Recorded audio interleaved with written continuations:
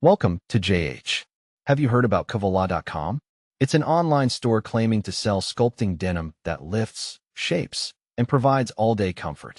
They're pushing something called the Curvola Signature Sculpt jeans, supposedly made with super stretch cotton and contour seams for that perfect fit. Because we all know a pair of pants is clearly the solution to all of life's problems, right? But before you whip out your credit card, let's see if this site is actually legit or just a digital mirage. We took a stroll over to Trustpilot, and let's just say the vibes are rancid. The overall rating is abysmal, with customers reporting that service is non-existent even after dozens of emails. Orders take an eternity to arrive from China, and when they do, they fit about as well as a cardboard box.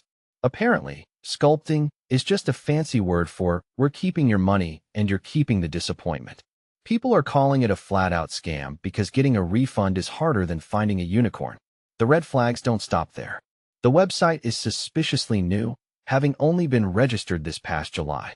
It's basically a digital infant, yet it's already using every trick in the book.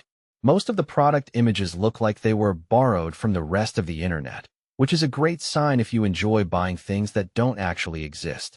They also love using high-pressure tactics, like those 50% off, sale ends tonight, banners that never actually go away.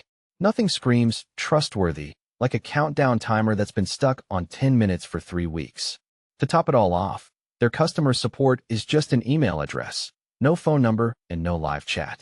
If your order goes missing, you're basically shouting into a void. When you combine the negative reviews, the stolen photos, and the fake urgency, it's pretty clear this isn't a place you want to shop. Is Curvola.com legit? Honestly, it's about as reliable as a chocolate teapot. Save your money and buy your jeans from somewhere that actually understands how shipping works. Thanks for sticking around, and if you want more honest updates, don't forget to subscribe and hit the bell.